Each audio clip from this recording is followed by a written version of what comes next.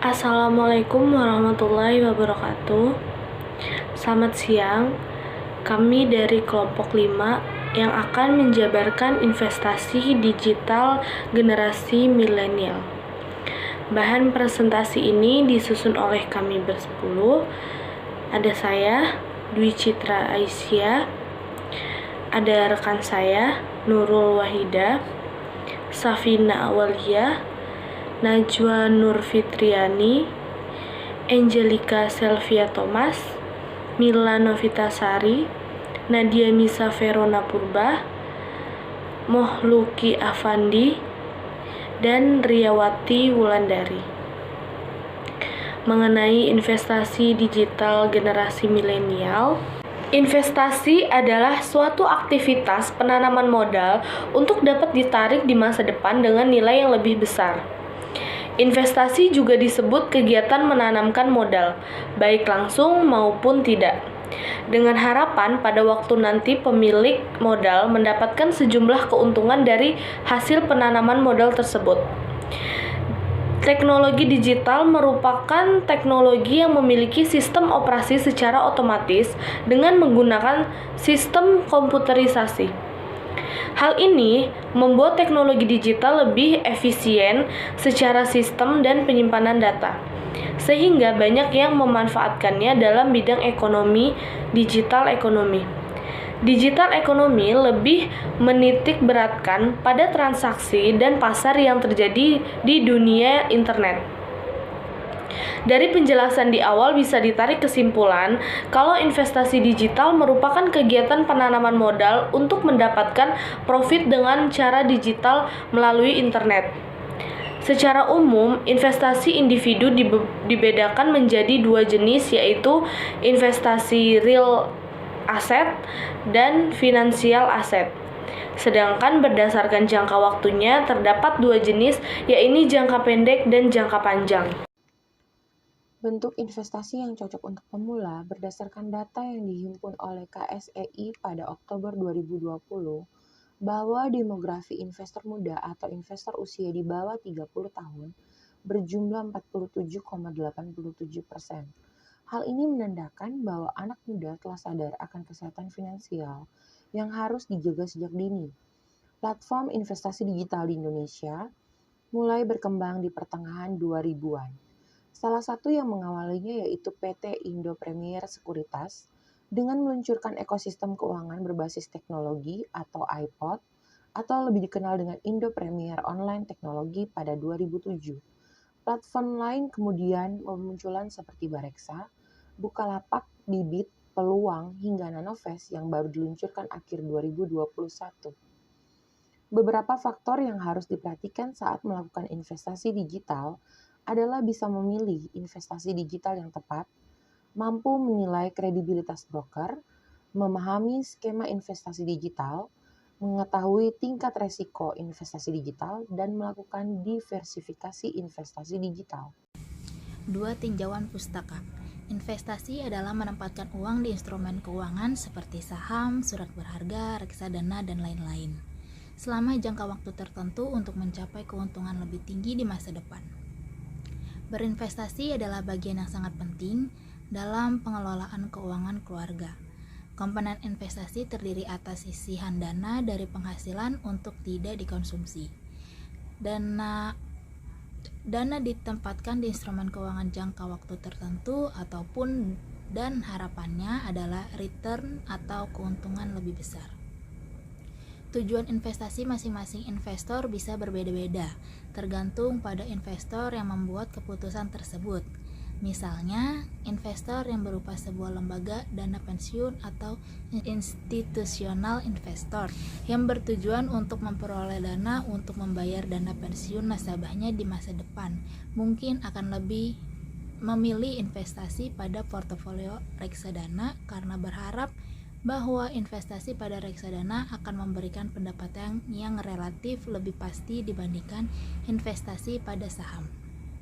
Sedangkan bagi institusi penyimpanan dana seperti bank mempunyai tujuan untuk memperoleh return yang lebih tinggi di atas biaya investasi yang dikeluarkan.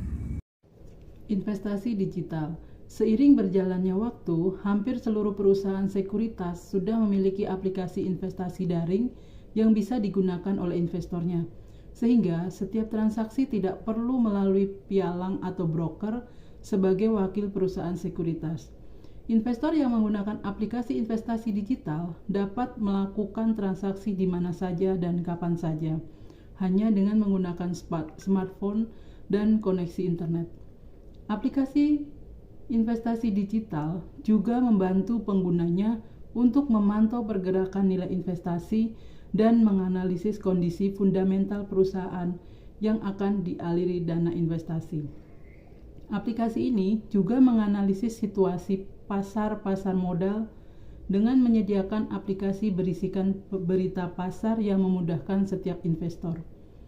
Faktor-faktor yang harus diperhatikan saat berinvestasi digital diantaranya menggunakan aplikasi safe trading, menggunakan jaringan seluler aman, memilih investasi digital yang tepat, peringkat reputasi broker, memahami rencana investasi digital, memahami resiko transaksi digital, diversifikasi investasi digital.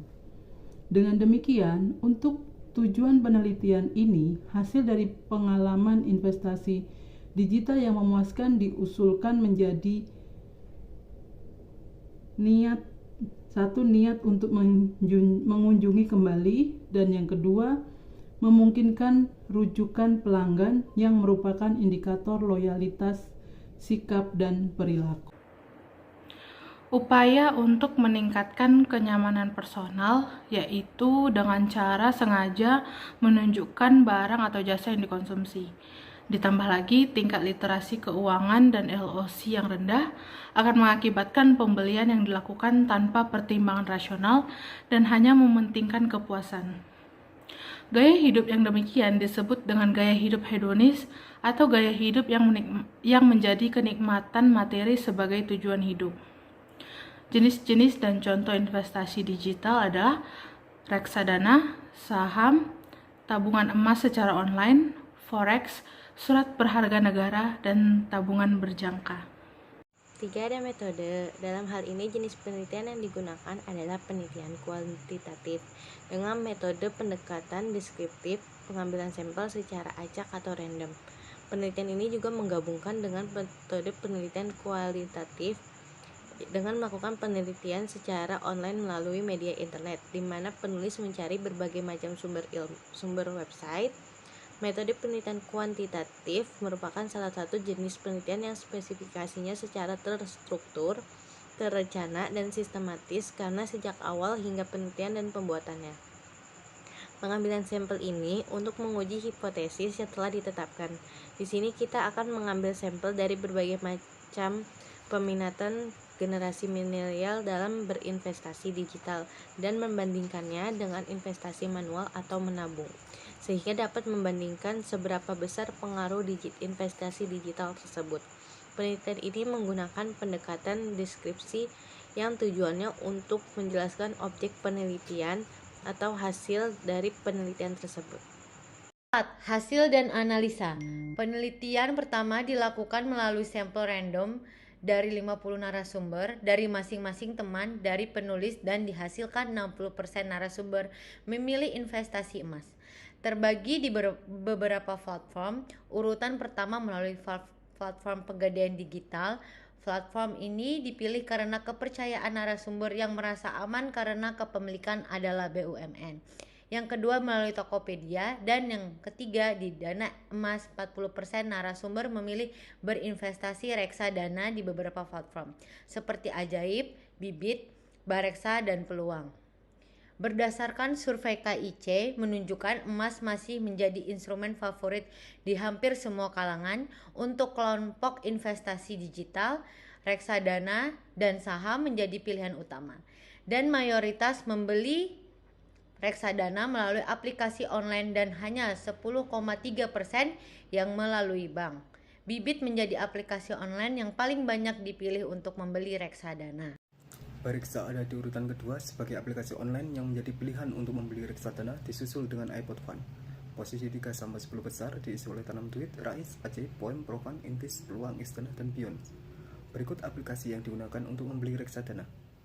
Bibit menggait lebih dari 1 juta pengguna dan mencatat dana kelolaan atau aset under management di atas 5 triliun. CEO Bibit Sigit Gugam mengatakan peningkatan pesat investor terjadi pada 2020. Salah satunya karena pandemi COVID-19 yang membatasi interaksi fisik dalam aktivitas ekonomi.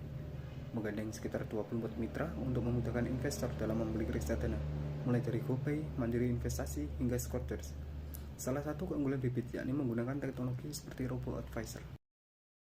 Robo-Advisor bertugas menganalisis portofolio aset dan menyesuaikan dengan profil pengguna, dikarenakan setiap pengguna mempunyai kondisi keuangan dan tujuan investasi yang berbeda.